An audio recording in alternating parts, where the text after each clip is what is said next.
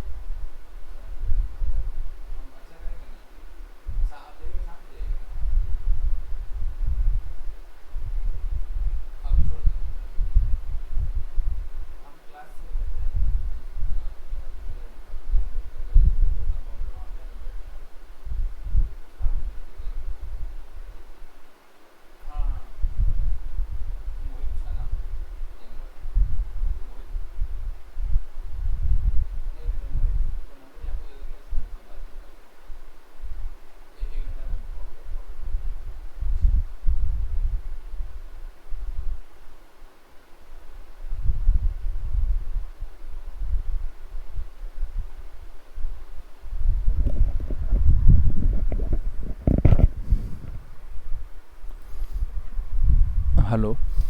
तो वही बता रहे थे कि एक मिनट, इसका भी कॉल आ रहा है। इसको लिंक देना होगा। हाँ हाँ हाँ, अभी लिंक सेट करते हैं। यहाँ पे आता है ना option, right click and copy link. कहाँ गया ये, कॉपी लिंक एड्रेस। इसका रजिस्ट्रेशन हम कर देंगे। क्या है, रोज़ रोज़ परेशान होता है। नहीं नहीं, डॉक्यूमेंट हमको दिए हुए है, डॉक्यूमेंट हमको दिए हुए। नहीं नहीं, यहाँ पे भेजे हुए व्हाट्सएप पे ही इसका है। यहाँ पे देखो ना, यही तो इसका है, कहीं ना कहीं होगा इसी में। ये क्या यही है क्या? जा भी रहता है, गायब हो गया, लेकिन यहाँ से दिख नहीं रहा है। डाउनलोड नहीं हो पाएगा क्या ये? अच्छा, उसको बोल देंगे आज कि फिर दोबारा से भेजने के लिए, तो कर लेगा ज्वाइन। देखते हैं ज्वाइन कर पाता है कि नहीं कर पाता। ज्वाइन करके तो यहाँ पे गेस्ट में यहाँ पे ना उसका नाम आ जाएगा। तो हम ये बता रहे थे कि बहुत सारा ऐसा कैरेक्टर है जो कि कीबोर्ड में अवेलेबल नहीं है। पहला सिचुएशन ये है। और दूसरा सिचुएशन ये है कि कीबोर्ड में है लेकिन उसका एक स्पेशल मीनिंग है। कैसे? प्रोग्रामिंग लैंग्वेज में कीवर्ड होता है। जैसे मान लो सी का प्रोग्राम लिखते हैं तो वहाँ पे इंट नाम का कीवर्ड है, फिर वहाँ पे फ्लोट नाम का कीवर्ड है। तो अब इंट नाम का हम नहीं बना सकते हैं, मतलब वेरिएबल। फ्लोट नाम का हम वेरिएबल नहीं बना सकते हैं, ये सिचुएशन है। तो उसी तरीके से यहाँ भी लेस देन का जो सिंबल है, ग्रेटर देन का जो सिंबल है, वो हमारे पास एक तरह का स्पेशल सिंबल है। स्पेशल इन द सेंस कि लेस देन ग्रेटर देन के बीच में अगर हम कोई वर्ड लिख देंगे तो वो वर्ड समझेगा ब्राउज़र क्या है कि कोई टैग है वो, ठीक है। तो उसको टैग की तरह ट्रीट करना शुरू कर देगा, उसको वो प्रिंट नहीं करेगा, मतलब उसको डिस्प्ले नहीं करेगा। तो इस दो सिचुएशन को हैंडल करने के लिए ये कंसेप्ट दिया गया है ना। तो इसके लिए भी एक सिस्टम बनाया गया कि भाई कि how to display the code कैसे डिस्प्ले किया जाए। तो कोड डिस्प्ले करने के लिए भी एक सिस्टम बना दिया गया कि दो कैरेक्टर स्पेशल लिया गया, एम्परसेंड और सेमीकोलन। वो एम्परसेंड और सेमीकोलन के बीच में अगर हम कुछ लिखते हैं ना, तो उसको वो समझता है कि टैग नहीं है, वो कैरेक्टर का कोड है। तो ये कंसेप्ट को समझ लेना है। अब बाकी कोड का जो लिस्टिंग है ना, वो तुम नेट पे जाओगे, सर्च मारोगे कि HTML कैरेक्टर कोड लिस्टिंग, तुमको ढेर सारा लिंक मिल जाएगा, या W3 स्कूल पर मिल जाएगा, कहीं भी मिल जाएगा। तुम फिर वहाँ से जाकर सर्च कर लो कि किसका कोड क्या है, और जो कुछ कॉमनली यूज्ड कोड है उसको हम बता देते हैं। तो जो बेसिक कंसेप्ट है उसको हम यहाँ लिख देते हैं कि एक minute,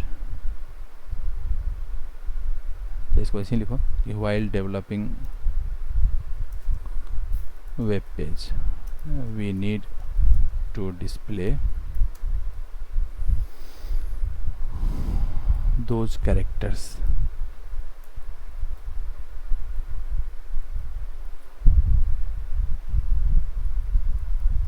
which are not available in the keyboard.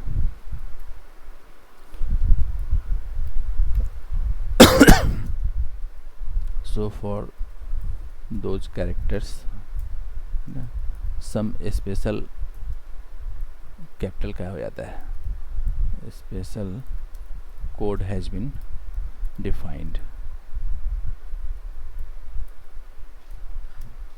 Using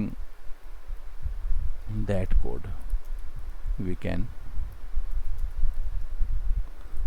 display those characters. अब दूसरा सिचुएशन ये है कि in addition to this there are some characters having a special meaning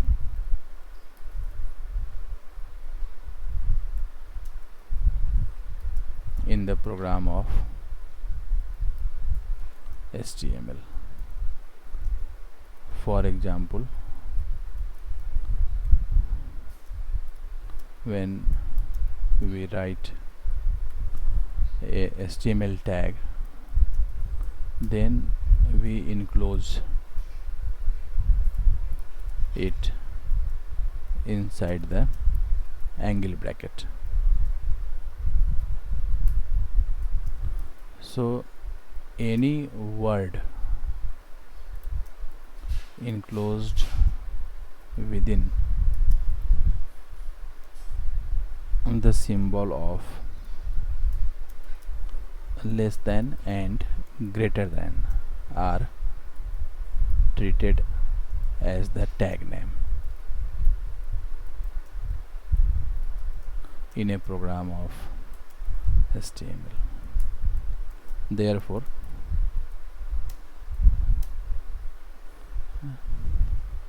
there is a special meaning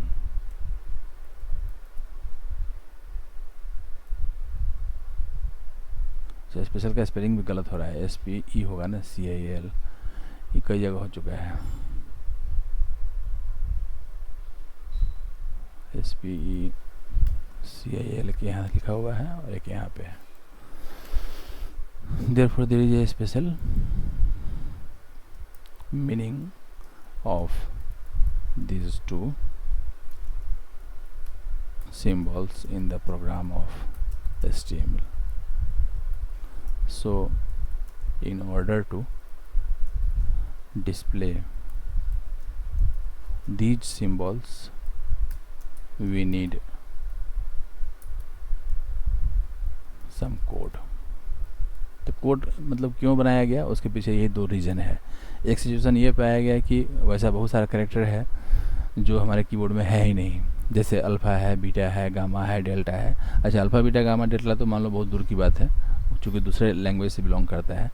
लेकिन जनरल मैथमेटिक्स में भी जैसे less than equal to का जो सिंबल होता है ना, वो हमारे पास नहीं है. हम लोग ज़बरदस्ती क्या करते हैं कि एक बार लेस देन लिखते हैं, एक बार उसके बगल में इक्वल टू लिखते हैं. लेकिन मैथमेटिक्स में जो लेस देन इक्वल टू लिखाता है वो दूसरे टाइप से लिखाता है. वो लेस देन के सिंबल में ही नीचे वाले के साथ पैरेलल एक लाइन ड्रॉ कर दिया जाता है. तो वैसा कुछ है ही नहीं कीबोर्ड में हमारे पास. उससे भी आसान कि डिवीजन का जो सिंबल होता है ना, भाग लगने वाला, तो क्या होता है कि जनरल मैथमेटिक्स में एक हॉरिजॉन्टल लाइन ड्रॉ करके एक बूंदा ऊपर एक बूंदा नीचे ऐसे लिखा जाता है. वो सिंबल भी हमारे पास नहीं है. हम लोग क्या करते हैं कि फॉरवर्ड स्लैश को मान लेते हैं कि चलो ये हमारा डिवीजन का सिंबल है.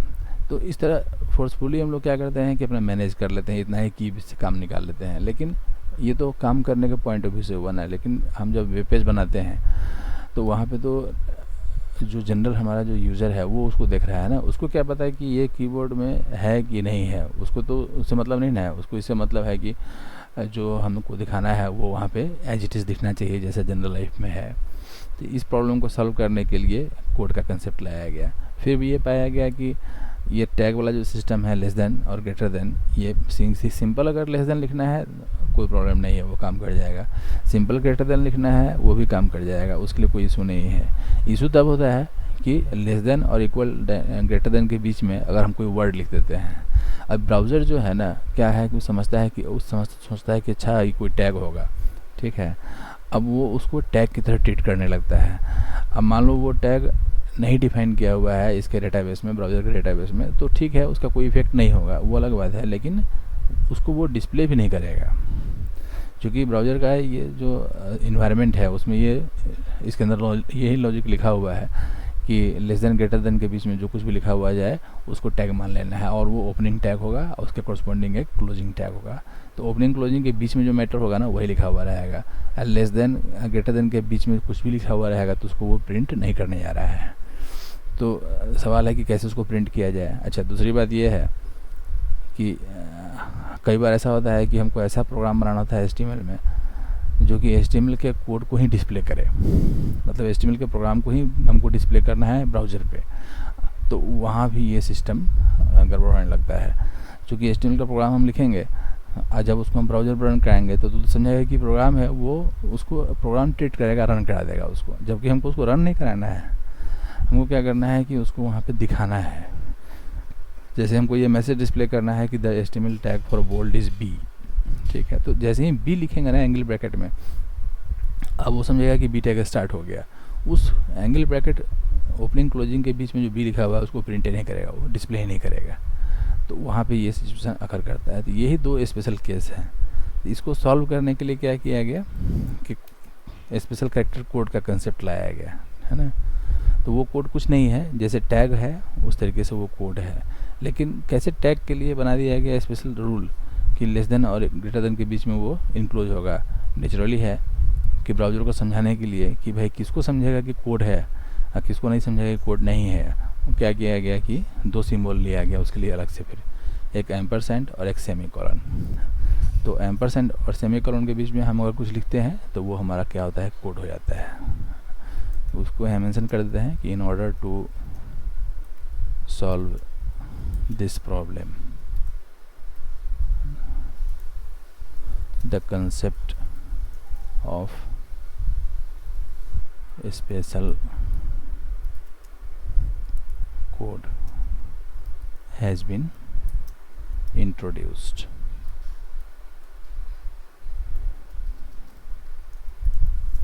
in the HTML.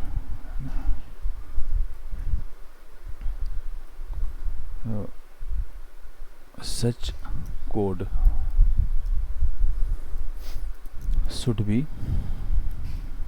written inside ampersand and semicolon. जैसे अगर हम लिखते हैं कि एम्परसेंड एंड LE और सेमीकोलन, तो ये हमारा एक कोड हो गया एम्परसेंड LE। तो ये LE का मतलब इसको LT करो पहले भी, LT, तो LT का मतलब होता है लेस देन। जैसे अगर हम कहीं पे इसको लिखेंगे ना तो ये क्या होगा कि ये वाला सिंबल प्रिंट कर देगा, है ना। फिर एम्परसेंड और अगर LE लिख देंगे अगर हम बाय अगर यहाँ पे और सेमीकोलन लिख देंगे तो ये लेस देन इक्वलिटी का जो सिंबल होता है ना उसको प्रिंट करेगा। उसको हम यहाँ प्रिंट नहीं कर सकते हैं, मतलब ये क्या करेगा कि लेस देन और इक्वल टू, अभी हम करके दिखाते हैं इसको, इक्वल टू को प्रिंट करेगा। वो लेस देन इक्वल टू वही होगा जो जनरल मैथमेटिक्स में होता है, कंप्यूटर वाला नहीं। कंप्यूटर में तो हम लोग ज़बरदस्ती क्या करते हैं कि एक बार लेस देन और फिर एक बार इक्वल टू टाइप कर देते हैं, दो अलग अलग टाइप करते हैं। उस तरीके से एम्परसेंड GT, तो नेचुरल है ये ग्रेटर देन होगा, है ना, ये वाला सिंबल, और एम्परसेंड और GE तो ग्रेटर देन इक्वल टू, है ना, ये हो जाएगा ग्रेटर देन और इक्वल टू। इस तरीके से जो है ना बहुत सारा जो है डिफाइन किया हुआ है, क्योंकि मैथमेटिक्स में बहुत सारा सिंबल है जो कि जनरल मैथमेटिक्स में आदमी यूज़ करता है जो कंप्यूटर में है ही नहीं। जैसे देयर एग्जिस्ट का सिंबल है, फॉर ऑल का सिंबल है ना, अनगिनत सिंबल है। कैलकुलेटर वगैरह में तो कितना सिंबल होगा, तो उसको कैसे उसको टैकल किया जाए उसी के लिए ये सिस्टम बनाया गया है। सिंपल डिवीज़न है तो एम्परसेंड डिवीज़न है ऐसे करके है, ये डिवीज़न का सिंबल जो है उसको वो डिस्प्ले कर देगा। मान लो कोई अल्फ़ा बीटा गामा अगर करना है तो उसके लिए एम्परसेंड ALPHA अल्फ़ा सेमीकोलन। हाँ, यहाँ पे एक चीज़ और ध्यान रखना है कि वो चीज़ ये है कि जनरली क्या है, मतलब ऐसा है कि HTML जो है वो केस सेंसिटिव नहीं है। जैसे टैग का जो नाम है ना, उसको हम कैपिटल लिखे तब क्या है, स्मॉल लिखे तब क्या है, उससे कोई फ़र्क नहीं पड़ने वाला है, दोनों काम करता है। लेकिन HTML का यही एक ऐसा एस्पेक्ट है जो कि केस सेंसिटिव है ना। मतलब कोड को अगर अपर केस में डिफाइन किया गया है तो अपर केस में ही वो काम करेगा, कोड को लोअर केस में डिफाइन किया गया है तो लोअर केस में ही काम करेगा। ये चीज़ तुमको यहाँ फीलिंग होगा। जैसे ये अल्फ़ा है, तो अल्फ़ा, जैसे अल्फ़ा क्या है, अल्फ़ा ग्रीक लेटर का अल्फ़ाबेट है। उसमें कैसे इंग्लिश में ABCD है तो वहाँ पे अल्फ़ा बीटा गामा डेल्टा ऐसे करके है।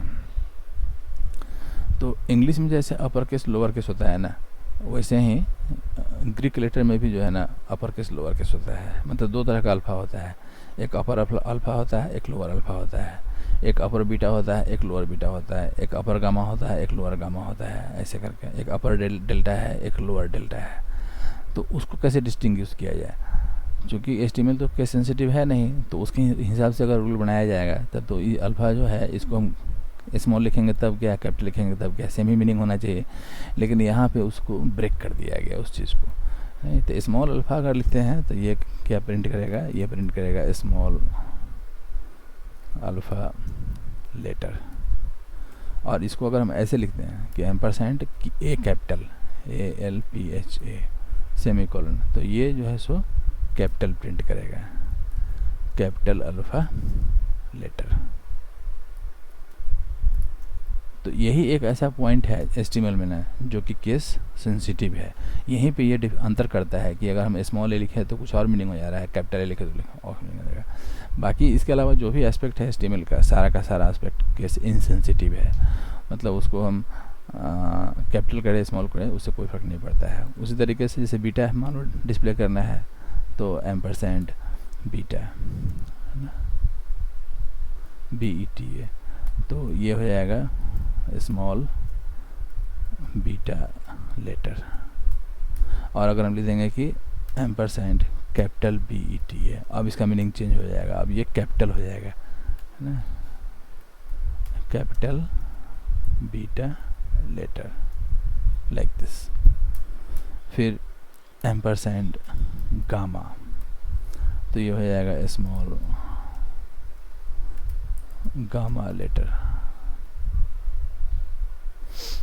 और अगर एम्परसेंट कैपिटल GAMA गामा, तो ये हो जाएगा कैपिटल गामा लेटर। फिर डेल्टा भी होगा इस तरीके से। इसके अलावा बहुत सारा ऐसा सिंबल है जो कि डे टू डे लाइफ में भी यूज करता है।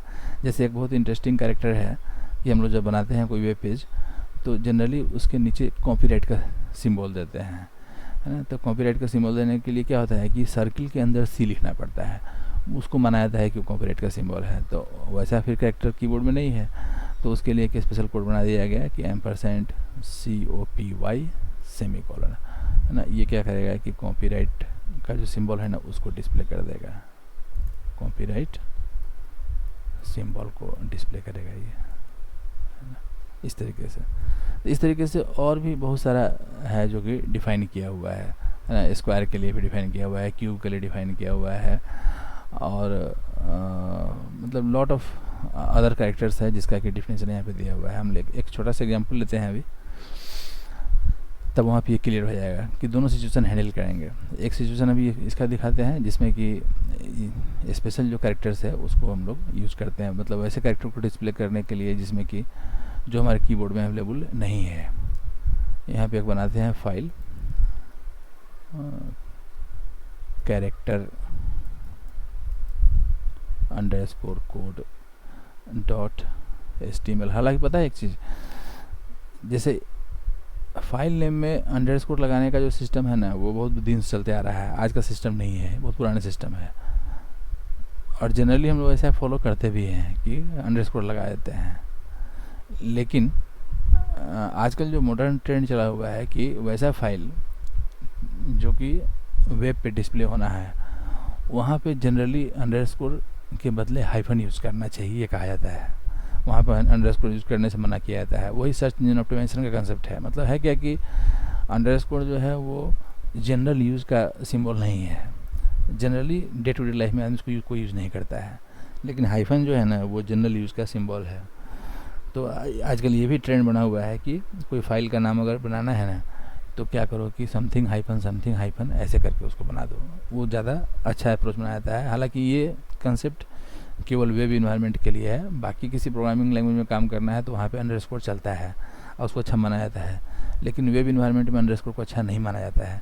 इसलिए तुम ध्यान दिए होगे कि हम भी यहाँ जो फोल्डर बनाया है ना MCA 2019 का, उसमें MCA हाइफन 2019 किए हुए हैं, CS हाइफन किए हुए हैं, ठीक है। तो यहाँ भी जो फाइल बनाएंगे उस चीज़ को हम लोग माइंड में लेके चलेंगे, लेकिन कॉमन कंसेप्ट ये है कि हाइफन का सिंबल आदमी समझता है कि माइनस का सिंबल है, ठीक है।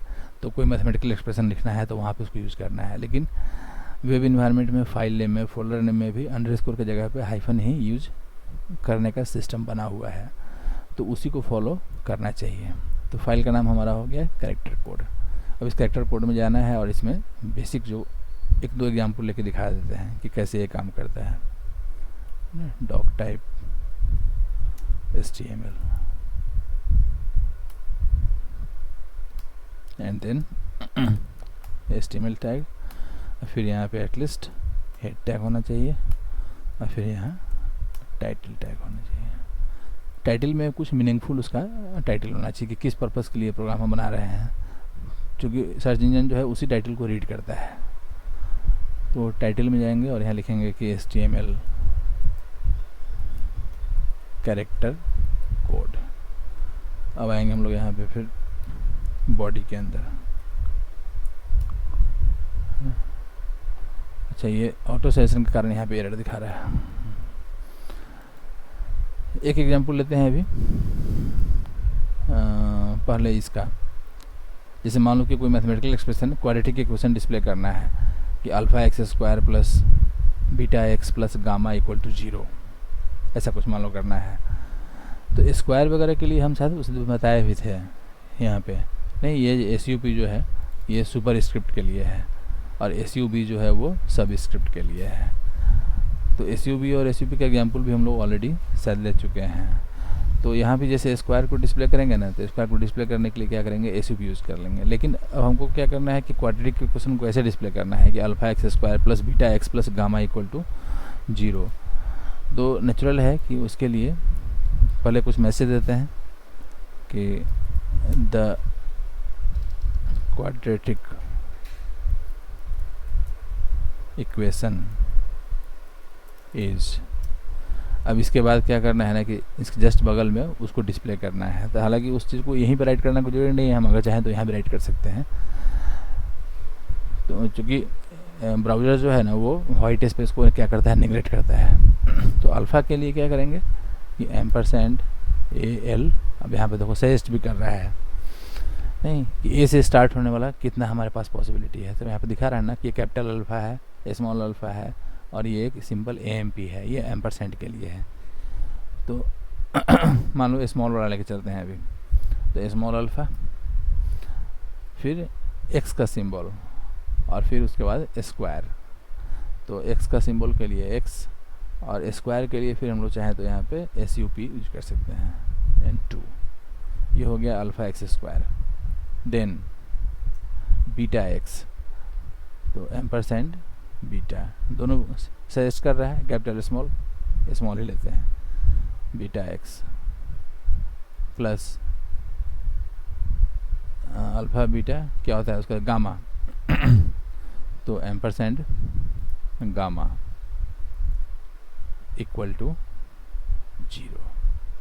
अब इसका आउटपुट देखो, ये प्रॉपर दिखाएगा सिंबल में, अल्फ़ा बीटा गामा तीनों को प्रॉपरली दिखाए डिस्प्ले करेगा। ये इस फाइल को ओपन करते हैं। हम लोग का फाइल ये वाला है, इसका डायरेक्ट लिंक यहाँ पे दिया हुआ है। आ गया कि the quadratic equation is alpha x square plus beta x plus gamma equal to 0। तो ये जो अल्फ़ा है ना, ये एकदम वही अल्फ़ा है जो कि जनरल मैथमेटिक्स में यूज़ करते हैं, वही बीटा है वही गामा है। ये इसका एक यूज हो गया है ना। बाकी ये स्क्वायर आ ही गया।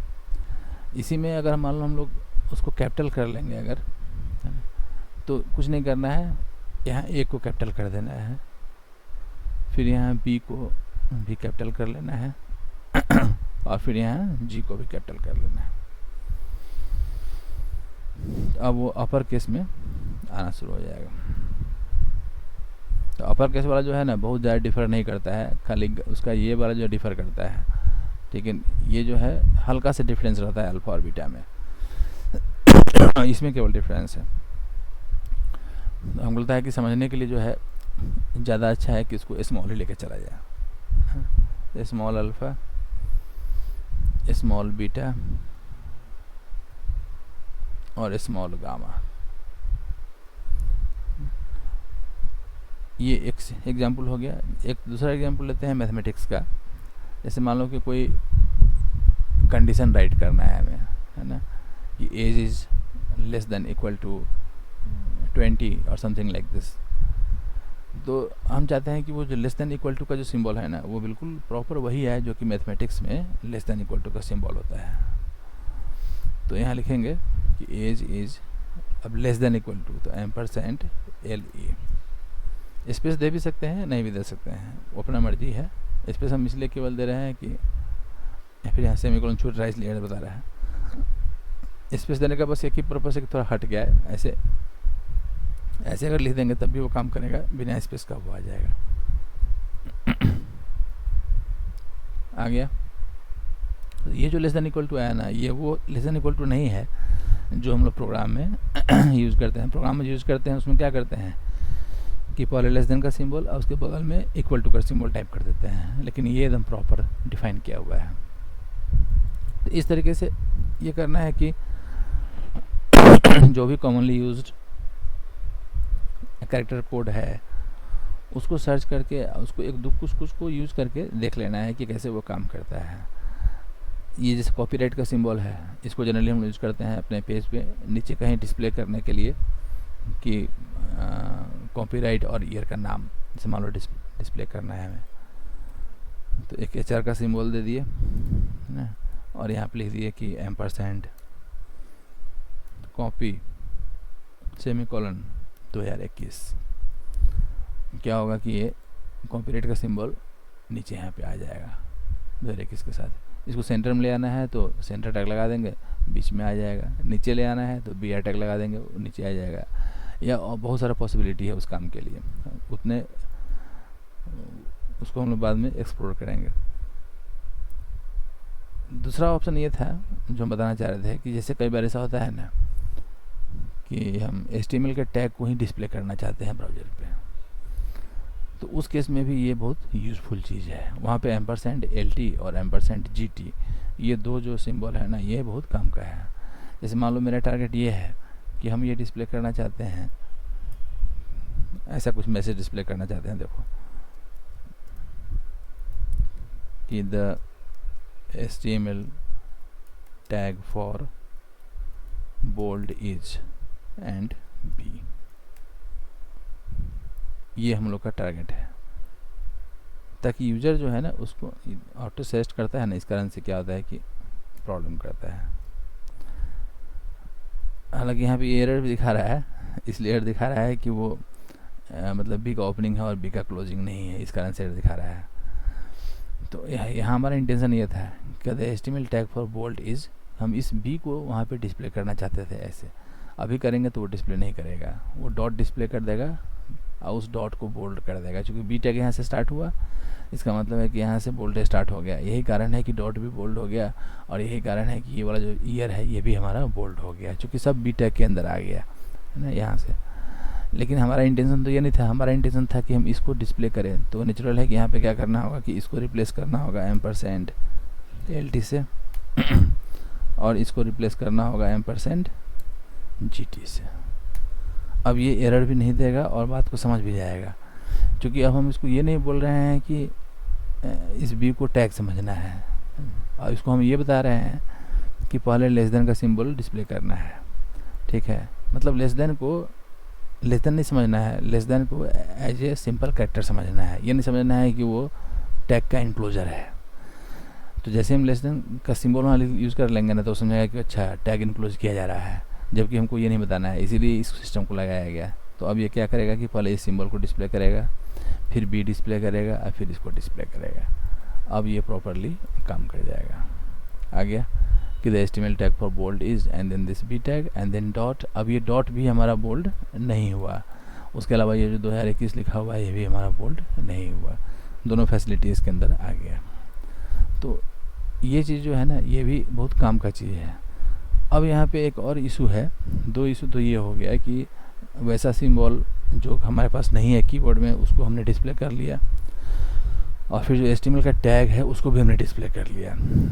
प्रॉब्लम यहाँ पे ये है एक सिचुएशन कि जैसे लेस देन और ग्रेटर देन का स्पेशल मीनिंग है, और स्पेशल मीनिंग ये है कि वैसा कोई भी चीज़ जो लेस देन और ग्रेटर देन के बीच में लिखा जाता है उसको ब्राउज़र हमारा टैग समझता है। उस तरीके से अब यहाँ भी तो ये सिचुएशन अकर कर गया ना कि वैसा कोई भी चीज़ जिसको कि हम एम्परसैंड और सेमीकोलन के बीच में लिखेंगे उसको ब्राउज़र क्या समझेगा, उसको ब्राउज़र समझेगा कि वो HTML का कोड है। अब सिचुएशन मान लो ऐसा है कि हमको इस कोड को ही हम डिस्प्ले करना चाहते हैं ना, तो कैसे डिस्प्ले करेंगे? जैसे हमारा इंटेंशन ये है कि हमें ये मैसेज डिस्प्ले करना है कि the HTML code for the symbol of less than और इक्वल टू इज, ठीक है। और हम चाहते हैं कि उसको डिस्प्ले करें कि ampersand LE and then semicolon, ऐसा कुछ। तो अब यहाँ फिर प्रॉब्लम यही होगा कि यहाँ से लेकर के यहाँ तक तो ब्राउज़र डिस्प्ले कर देगा सिंपली, लेकिन इस चीज़ को वो डिस्प्ले नहीं कर पाएगा ना इस फॉर्म में, क्योंकि इसका एक स्पेशल मीनिंग यहाँ पे है ना। वो समझेगा कि अच्छा कि ampersand LE semicolon, that means कि अब ये सही में लेस देन इक्वल टू का जो सिंबल है ना उसको डिस्प्ले कर देगा, वो उसके कोड को कभी डिस्प्ले नहीं कर पाएगा। तो आउटपुट आ गया, आउटपुट में ये सिंबल ही आ गया, जबकि हमारा इंटेंशन था कि सिंबल नहीं आया, इसका कोड आया। तो सिंबल ना डिस्प्ले करके उसका कोड डिस्प्ले करना है। अब उसके लिए क्या करें? तो नेचुरल है कि इसके लिए सिस्टम लगा दिया गया कि ये जो एम्परसेंड है ना इसको भी, इसके कोरस्पॉन्डिंग भी एक स्पेशल कैरेक्टर कोड डिफाइन कर दिया गया, और ये जो ये है सेमीकोलन है इसके लिए भी एक स्पेशल कैरेक्टर कोड डिफाइन कर दिया गया। जैसे इसको ऐसे लिखेंगे ना कि ampersand AMP semicolon then LE, फिर एम्परसेंड एक मिनट सेमी एम्परसेंड, अब ये सजेस्ट नहीं कर रहा है, एक मिनट को सेमी करने दो, हाँ सेमी। अब इसको देखो आ गया है नहीं, पहले एम्परसेंड आ गया, फिर LE आ गया, फिर सेमीकोलन आ गया। वो ऑटो सजेस्ट नहीं कर रहा था वो अलग बात है, लेकिन ये काम करता है, एम्परसेंड सेमी ऐसे ही काम करता है। तो ये एम्परसेंड AMP सेमीकोलन और एम्परसेंड सेमी और फिर सेमीकोलन, ये दो भी बड़ा इंटरेस्टिंग चीज़ है। ये दोनों उस केस के लिए है कि जब हम ब्राउज़र पे इस कोड को ही डिस्प्ले करना चाहते हैं उस सिचुएशन के लिए, तो उसको भी हम इस फाइल में मेंशन कर देते हैं। मतलब ये सब चीज़ को जानना बहुत ज़रूरी है, क्योंकि सिचुएशन ऐसा आता है कि इस तरह का सिंबल डिस्प्ले करना है या इस चीज़ को डिस्प्ले करना है, तो फिर वहाँ पे जनरल जो नॉलेज है HTML का उससे काम नहीं चलेगा। इसका जो ये जो इंटरनल सिस्टम है इसको समझना होगा, है ना। यहाँ पे इसको लिखते हैं कि sometimes we also want to display the special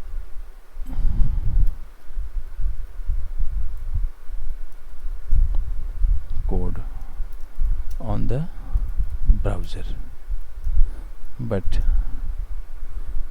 when a code will be used inside the program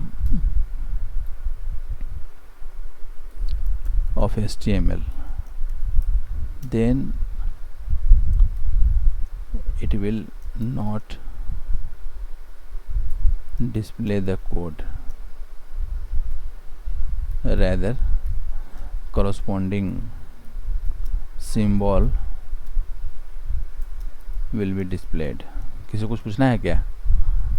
mic on हुआ था अभी किसी का?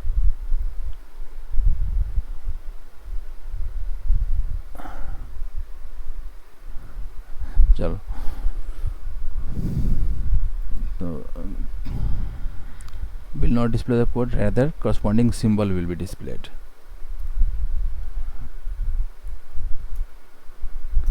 So to solve this problem,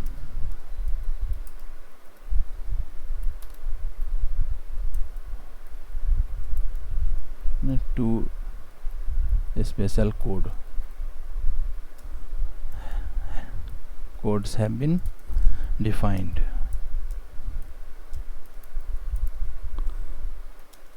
One for ampersand and another for semicolon. ऐसे है कि ampersand and AMP semicolon ये basically represent करेगा इस सिंबल को, और फिर ampersand सेमीकोलन ये रिप्रेजेंट करेगा इस सिंबल को।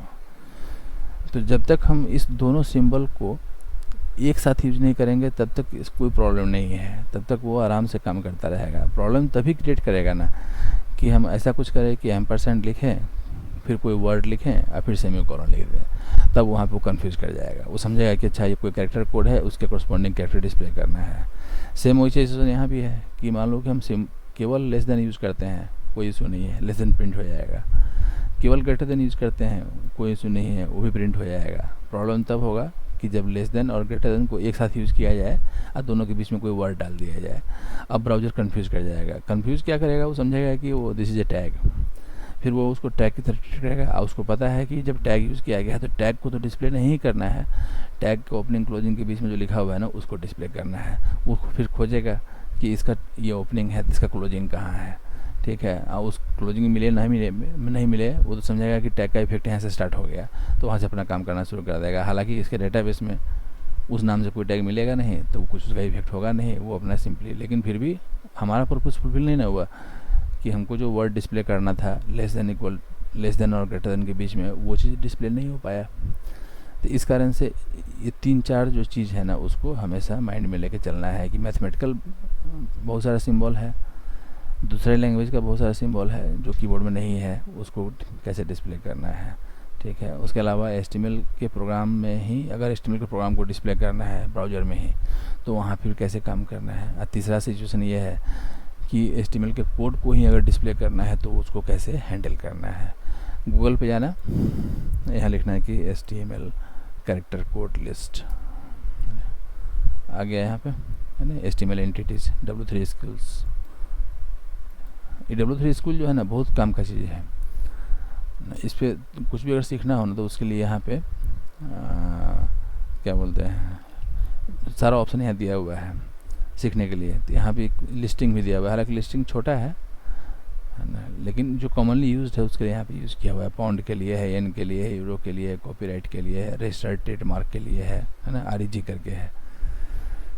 ये एम्परसेंड के लिए था, फिर डबल कोट्स के लिए है, सिंगल कोट्स के लिए है। हालांकि ये double quote single quote already है, लेकिन फिर भी सिचुएशन ऐसा आता है कि वहाँ पे इसको यूज़ करना पड़ेगा, उसके लिए दिया हुआ है। हाँ, एक चीज़ अभी और था कि एक स्पेशल कैरेक्टर कोड है स्पेस के लिए, है ना, उसको भी अभी बता ही देते हैं। while writing the code of HTML, the browser ignores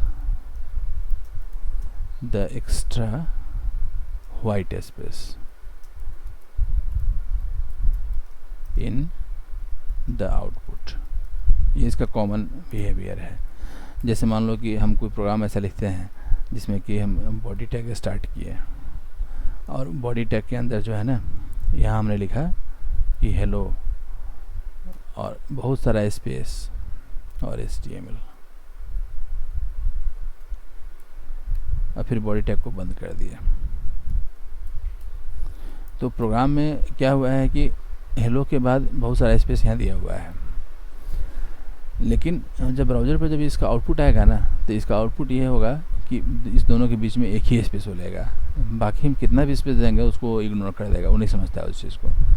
तो कोड हमारा अगर ये है, ये हमारा अगर कोड है, तो इसका जो आउटपुट होगा जनरली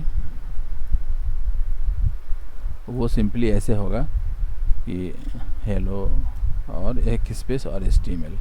तो बीच का जो था स्पेस उसको इग्नोर कर दिया। स्पेस क्या है, इवन तुम अगर यहाँ पे टैब मार लो या फिर उसको इंटर प्रेस कर दो, उससे कोई फर्क नहीं पड़ने वाला है, वो एक स्पेस के बाद ही इसको डिस्प्ले करेगा। तो इसको कैसे सॉल्व किया जाए, इस प्रॉब्लम को सॉल्व कैसे किया जाए, इसके लिए दो तरीका है। एक तरीका है कि प्री टैग यूज़ कर लेना है। प्री टैग हम एक दिन और बताए थे कि वो प्री फॉर्मेटेड टेक्स्ट को डिस्प्ले करने के लिए होता है, हालांकि उसको आदमी अवॉइड करता है प्री टैग को यूज़ करना, क्योंकि बहुत डिस्टर्बिंग होता है वो। उसमें मतलब जितना भी स्पेस होगा ना उसको हमेशा काउंट कर लेगा वो। लेकिन सिचुएशन कभी कभी ऐसा आता है कि प्री टैग यूज़ करना पड़ सकता है। दूसरा उपाय ये है कि प्री टैग नहीं यूज़ करके यही HTML कैरेक्टर कोड जो है ना इसको हम यूज़ कर लें।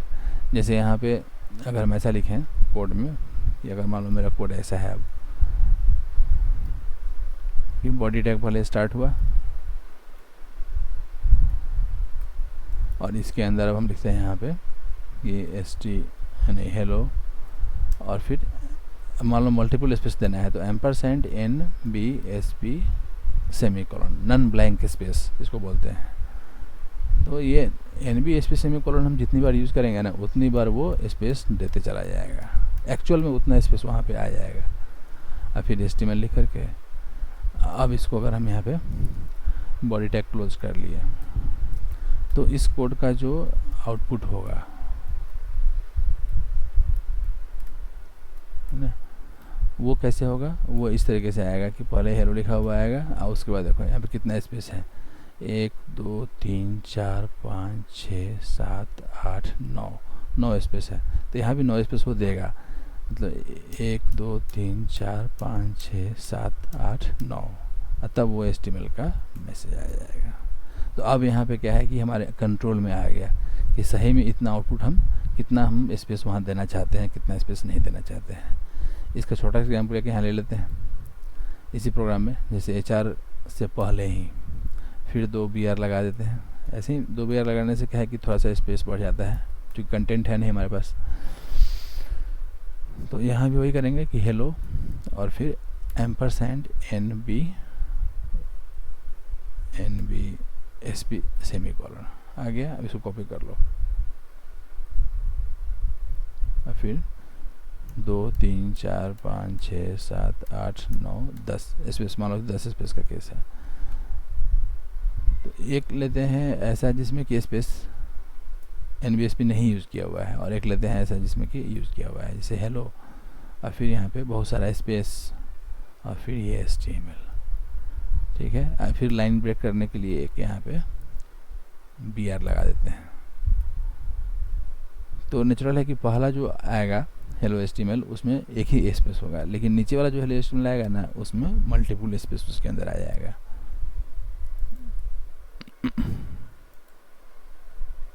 आ रहा है ना, जैसे ये पहला वाला है। तो प्रोग्राम के अंदर क्या है कि बहुत सारा स्पेस दिया हुआ है, लेकिन फिर भी आउटपुट में सिंगल स्पेस आ गया। यहाँ प्रोग्राम के अंदर स्पेस नहीं है, लेकिन प्रोग्राम के अंदर वो स्पेशल कैरेक्टर है जिसका नाम एम्परसेंड NBSP है। तो एम्परसेंड NBSP होने के कारण क्या हो रहा है कि यहाँ पे उतना स्पेस यहाँ पे वो छोड़े हुए हैं जितना वहाँ पे लिखा हुआ था, 10 स्पेस छोड़ा हुआ है एक्स के अंदर। तो ये स्पेशल कैरेक्टर कोड का जो है ना ये बहुत ज़्यादा इसका इम्पोर्टेंस है ना, क्योंकि जनरली हम लोग इसको यूज़ करते हैं। और ये भी है कि जैसे जब आदमी मल्टीलिंगुअल जब वेबसाइट बनाता है ना, नहीं बहुत सारा वेबसाइट होता है जिसमें कि हिंदी भी है, इंग्लिश भी है, और भी दूसरा लैंग्वेज में जो कंटेंट डिस्प्ले करना है। तो अब दुनिया भर में इतना सारा लैंग्वेज है, तो उस लैंग्वेज को कैसे हैंडल किया जाए उसके लिए भी इसको यूज़ किया जाता है। मतलब जैसे मान लो कि इंग्लिश के अलावा कोई दूसरा लैंग्वेज अगर है ना, तो उस लैंग्वेज में जितना भी कैरेक्टर होगा सब के लिए ये कैरेक्टर कोड डिफाइन किया हुआ है ना। और उस कैरेक्टर कोड को अगर हम जान जाएं तो करस्पॉन्डिंग कैरेक्टर वहाँ पे हम डिस्प्ले करते हैं। सिंपल एग्जांपल था ग्रीक वाला, ये अल्फ़ा बीटा गामा क्या है अल्फ़ा बीटा गामा वही। 1 मिनट, कुरियर वाले का फ़ोन आ रहा है।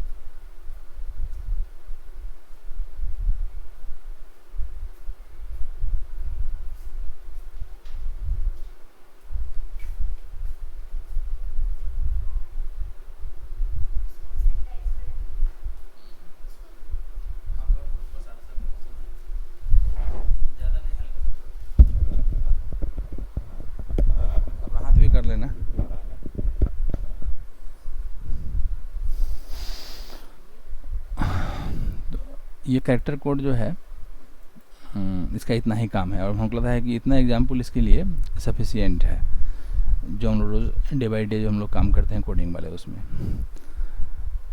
इसके अलावा नेक्स्ट जो टेक्निकल जो चीज़ है जो जानना बहुत ज़रूरी है, जो बहुत ज़्यादा इम्पोर्टेंस का है, वो है हाइपर लिंक क्रिएट करना है।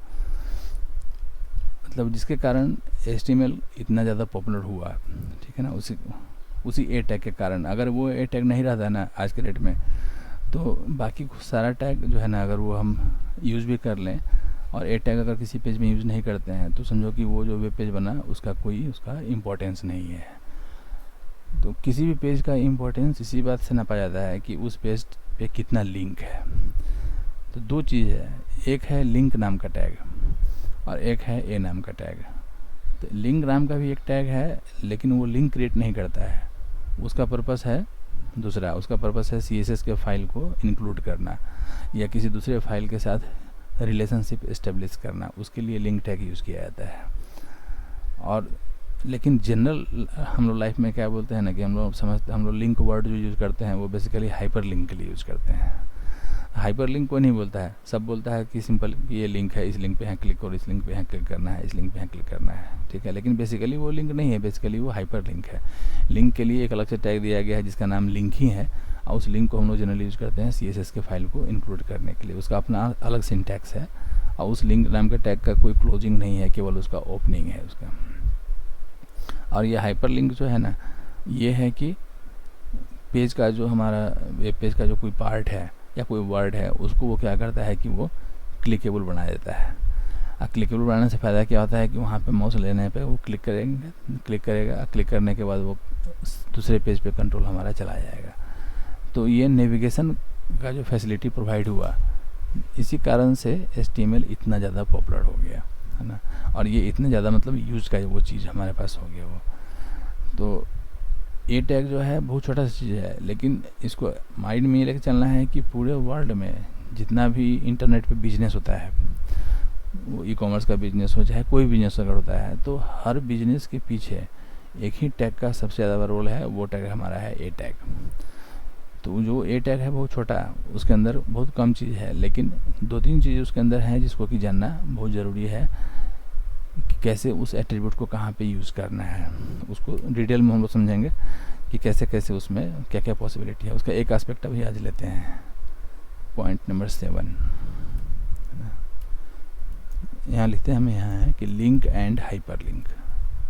क्योंकि दोनों में हमेशा टेक्निकली जो है ना क्या डिफरेंस है ये पता होना चाहिए। Link is different thing and hyper link is different thing, है ना। लेकिन जनरल लाइफ में क्या होता है कि हम जब वर्ड यूज़ करते हैं लिंक, तो हम समझते हैं कि दैट इज़ हाइपर लिंक। लेकिन as a programmer link tag अलग है और हाइपर लिंक का टैग अलग है। इस चीज़ को माइंड में लेके चलना है ना। तो उसको दोनों में क्या डिफरेंस है, कैसे कहाँ उसको यूज़ करना है, अब इसको यहाँ पे हम एक्सप्लेन कर देते हैं कि HTML provides 2 tags, one for link and another for hyperlink. The link tag is used to establish a relationship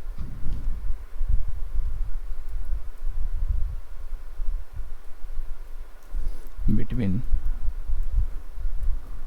current file and another file. For example, इसका सिंटैक्स ऐसे है कि link and then href equal to file name. जैसे मान लो यहाँ पे दिया हुआ है कि cv.pdf, और फिर हम लिखते हैं कि rel इक्वल टू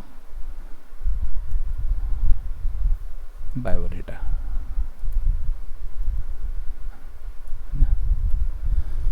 ये इसका एक फॉर्मेट है इसको यूज़ करने का। तो यहाँ क्या हुआ कि लिंक टैग जो है इसका कोई चूँकि क्लोजिंग पार्ट नहीं है, इसलिए हमने यहाँ पे इसको स्लैश लगा दिए हैं। तो इस लिंक टैग के साथ 2 एट्रीब्यूट है, एक का नाम है href जो कि हाइपरलिंक रेफरेंस को पॉइंट करता है। तो href जहाँ कहीं भी यूज होता है ना, वो समझो कि दूसरे फाइल को पॉइंट करने के लिए यूज़ किया जाता है। तो ये दूसरे फाइल को पॉइंट कर रहा है जिसका नाम एक pdf फाइल है cv.pdf, जिसमें किसी का CV रखा हुआ है, मतलब जो इसका ऑथर है ना उसका CV रखा हुआ है इसके अंदर। और हम उसके बाद हम लोग क्या करते हैं कि यहाँ पे एक दूसरा एट्रीब्यूट यूज़ करते हैं जिसका नाम है रेल स्टैंड्स फॉर रिलेशनशिप। तो ये इसके कहने का मतलब ये हुआ ना कि हम ये बताना चाह रहे हैं कि करंट जो हमारा फाइल है HTML का, उस करंट फाइल का जो ऑथर है बेसिकली उसका जो बायोडाटा है ना, वो बायोडाटा इस फाइल में रखा हुआ है। इस चीज़ को एक्सप्लेन करने के लिए इस लिंक टैग का हम लोग यूज़ कर लेते हैं। तो लिंक टैग क्या किया कि एक तरह का रिलेशनशिप एस्टेब्लिश किया, उस रिलेशनशिप का हमने नाम दिया बायोडाटा। तो ये रिलेशनशिप किसके किसके बीच में है? ये रिलेशनशिप करंट वेब के बीच में है, वेब पेज के बीच में है, और cv.pdf के बीच में है। तो current web page is related to, और या फिर हम कह सकते हैं कि current web page is link to the cv.pdf, okay, in the form of biodata relationship, ऐसा कुछ है। तो इसी चीज़ को हम लोग यूज़ करते हैं CSS के फाइल को इंक्लूड करने के लिए, है ना, कि this tag can also be used to include a CSS file in current web page।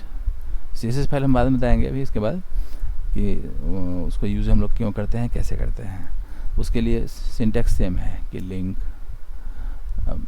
जैसे href equal to some name जैसे style.css and then rel equal to style sheet, ऐसे। तो ये अब यहाँ क्या हुआ कि ये जो टैग हमारा है ये भी बेसिकली कुछ नहीं कर रहा है, ये बस ये बता रहा है कि करंट पेज जो हमारा है ना, जो वेब पेज है उसका जो स्टाइल सीट है, वो स्टाइल सीट इस फाइल के अंदर रखा हुआ है style.css के अंदर। तो style.css के अंदर जो भी रूल एंड रेगुलेशन लिखा हुआ होगा ना, वो रूल एंड रेगुलेशन इस करंट वेब पेज से लागू हो जाए, इम्प्लीमेंट हो जाएगा। हालांकि CSS फाइल को इंक्लूड करने का कई तरीका है, जिसमें से एक तरीका ये भी है। इसके अलावा और भी पॉसिबिलिटी है जिसका यूज़ करके हम चाहे तो CSS फाइल को इंक्लूड कर सकते हैं, लेकिन ये मोस्ट कॉमन है। तो कंफ्यूज नहीं होना है, मतलब कंफ्यूजन इन द सेंस है कि hyper link is different thing and link tag is different thing. लेकिन जब हम एज ए लेमन बात करेंगे तो वहाँ पे हम लोग टर्म यूज़ करेंगे लिंक, बोलेंगे कि लिंक है ये, ठीक है, लेकिन इंटरनली समझेंगे कि अच्छा ये लिंक है, लेकिन असल में ये हाइपर लिंक है। हाइपर लिंक के लिए क्या है कि in order to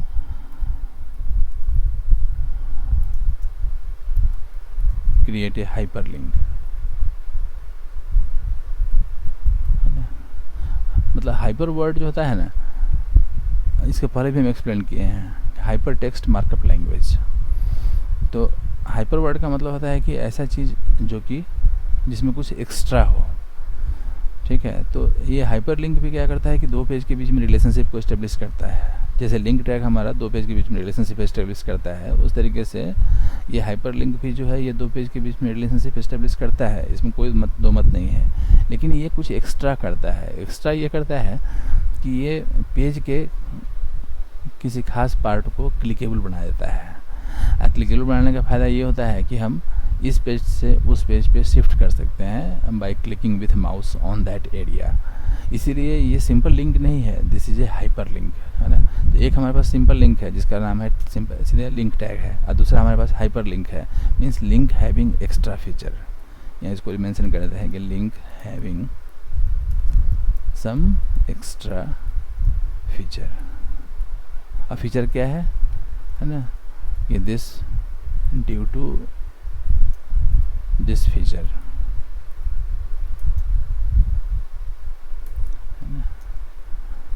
the page, या फिर ऐसा कर सकते हैं कि the part of the page becomes clickable so that user can click and then control will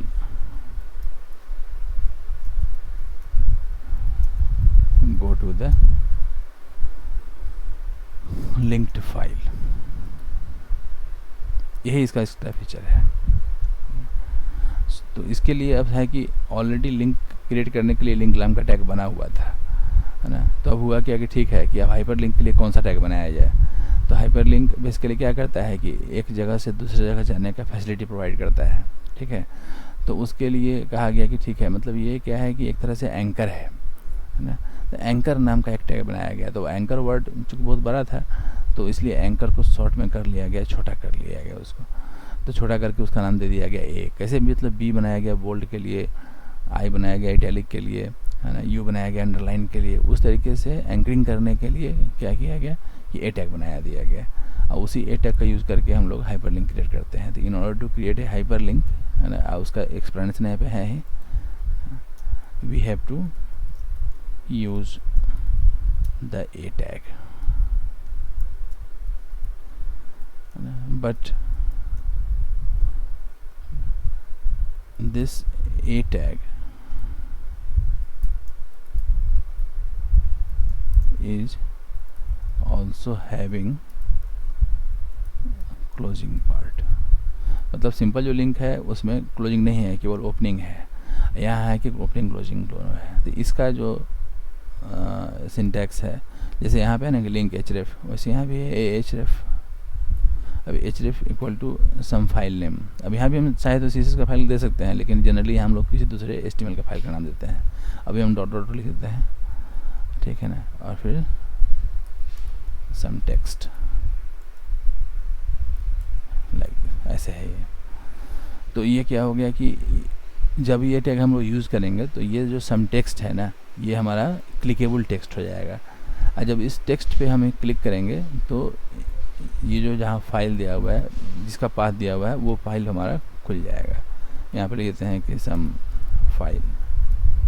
अब ये फाइल कोई जरूरी नहीं कि एचटीएमएल का हो, ये एचटीएमएल का फाइल हो सकता है, किसी फोल्डर का नाम हो सकता है, कोई वर्ड का फाइल हो सकता है, कोई पीडीएफ का फाइल हो सकता है, ठीक है, कोई इमेज का फाइल हो सकता है, बहुत सारा पॉसिबिलिटी है।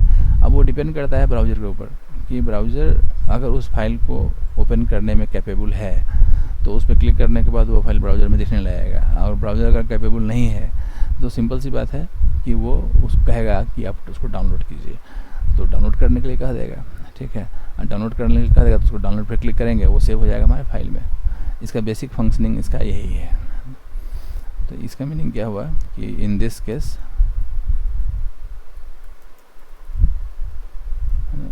the text, some text will be displayed as a clickable text when mouse pointer will be placed on that text, then its shape will be changed, and after clicking with mouse the file, some file will be loaded in the browser। ये इसका functioning है। If browser is able to display the content of the file, some file, तो जिसका path हमने दिया है, then that file will be displayed in the browser। otherwise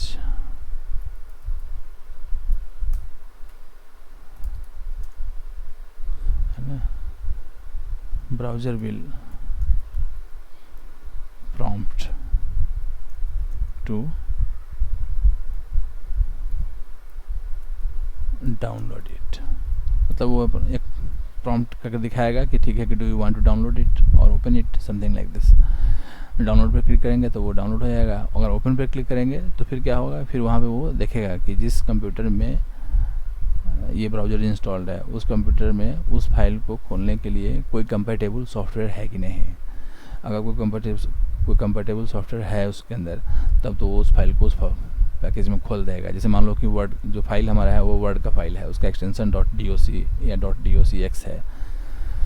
तो जैसे ही ओपन पे हम क्लिक करेंगे तो नेचुरल है कि ब्राउज़र ट्राई करेगा कि whether MS word has been install और नॉट, या MS वर्ड या उसके कंपैटिबल कोई भी वर्ड प्रोसेसिंग सॉफ्टवेयर अगर है तो ठीक है, उसको यूज़ करके ओपन कर देगा, और अगर नहीं है तो उसको फिर वो सेव कर देगा जिस ब्राउज़र में, जिस फोल्डर में हम कहेंगे उस फोल्डर के अंदर। ये जो है ना, इस टैग का ये बेसिक मतलब स्टार्टिंग पॉइंट इसका यहीं पे है कि कैसे हम लोग को समझना है कि दो चीज़ें हैं, एक लिंक है और एक ए टैग है। ये भी लिंक है और ये भी लिंक है, लेकिन ये हमारा इन एडवांस लिंक है, ये समझो इसको एक तरह से। ये एंकर टैग जो है वो एक तरह से एडवांस लिंक है। अब इसके अंदर बहुत सारा फैसिलिटी है। अच्छा, दूसरी बात यह है कि ऐसा कुछ नहीं है कि ए टैग का यूज़ करके हम केवल क्लिकेबल टेक्स्ट ही बनाते हैं, क्लिकेबल इमेज भी बना सकते हैं, या इसका एक और भी यूज़ होता है कि वो यूज़ हम बताएंगे अभी कि जो लिंक बनता है ना वो दो तरह का बनता है, एक एक्सटर्नल होता है और एक इंटरनल होता है। तो इंटरनल लिंक में भी इस टैग का यूज़ हम दूसरे तरीके से भी करते हैं। मतलब जो हमारे पास कंटेंट है, उस कंटेंट का कुछ अगर नाम देना है तो नाम देने के लिए भी हम उस ए टैग को हम यूज़ करते हैं। तो उस केस में ए टैग में href वाला जो एट्रीब्यूट है उसको यूज़ नहीं करेंगे। वहाँ पे हम लोग नेम नाम का एट्रीब्यूट आता है, उस नेम नाम के एट्रीब्यूट को यूज़ कर लेते हैं। जैसे सिंपल एग्जांपल ये हो सकता है कि मान लो मेरे पास कोई एक फ़ाइल है जिसका नाम है about.html, जिसमें कि अपने बारे में कुछ लिखा हुआ है, ठीक है। और दूसरा मेरे पास फाइल है जिसका नाम है contact.html, जिसमें कि हमारा कोई कॉन्टैक्ट डिटेल लिखा हुआ है कि मेरा ईमेल आईडी ये है, या फिर मेरा मोबाइल नंबर ये है, या पोस्टल एड्रेस ये है, समथिंग लाइक दिस। तो उस फाइल को अगर पॉइंट करना है तो उसके लिए ऐसे लिखेंगे कि href इक्वल टू contact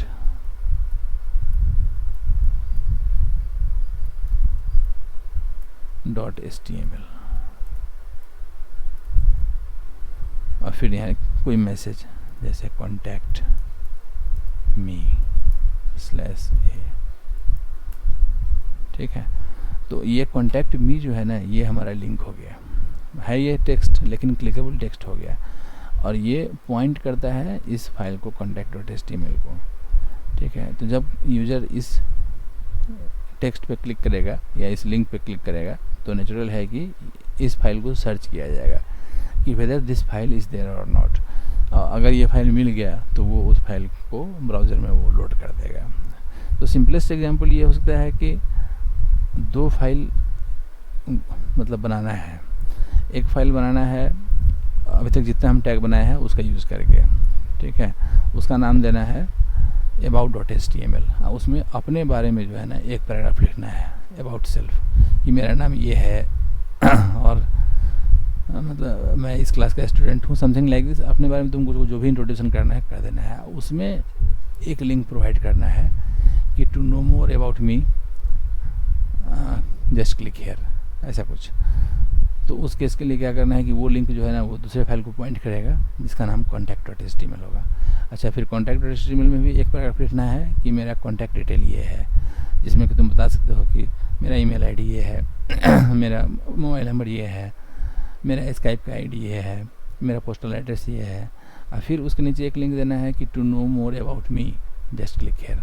उस पर जब कोई क्लिक करेगा तो फिर वो about.html पे आ जाएगा। तो प्रैक्टिस करने के लिए जो है ना हम क्या करते हैं कि एक टास्क देते हैं इस तरीके से, ठीक है। उस टास्क को बना के देखना है, बहुत आसान है।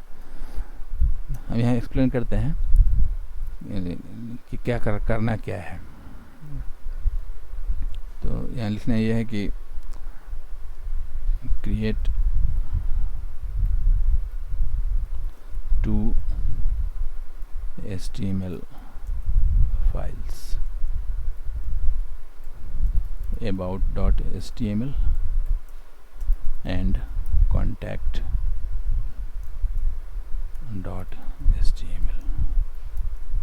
In about.html है ना, write one paragraph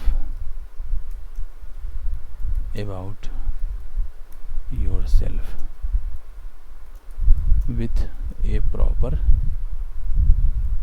heading, क्योंकि हम लोग हेडिंग टैग जान चुके हैं, and some basic formatting as well as footer text with copyright message. ठीक है. In this file provide a link after inside the paragraph text, after clicking on which the file contact.html will be opened.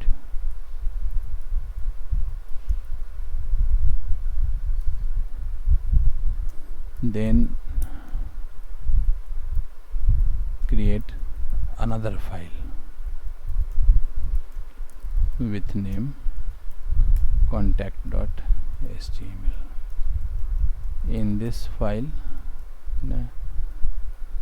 write your contact details inside a paragraph in different lines with a heading and a footer with copyright message. Then inside the paragraph also provide a link after clicking on which the user will view more details about you. Means वो क्या करेगा कि about.html को point करेगा. बस दो file create करना है. एक फाइल क्रिएट करना है about.html, एक करना है contact.html. about.html पॉइंट करेगा contact को, contact.html पॉइंट करेगा about को. दोनों का स्ट्रक्चर सेम रखना है मोटा मोटी. ऊपर में एक हेडिंग होना चाहिए, थोड़ा सा कुछ कलर वलर चेंज कर देना है, बैकग्राउंड कलर, फोरग्राउंड कलर, इस तरह का कुछ.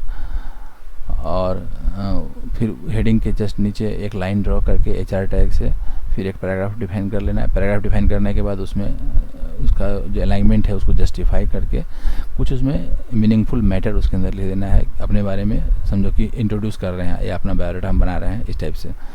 ठीक है, वैसा कुछ बना देना है. अगर फ़ोटो लगाने का मन है तो IMG टैग यूज़ करके फ़ोटो भी लगा सकते हो.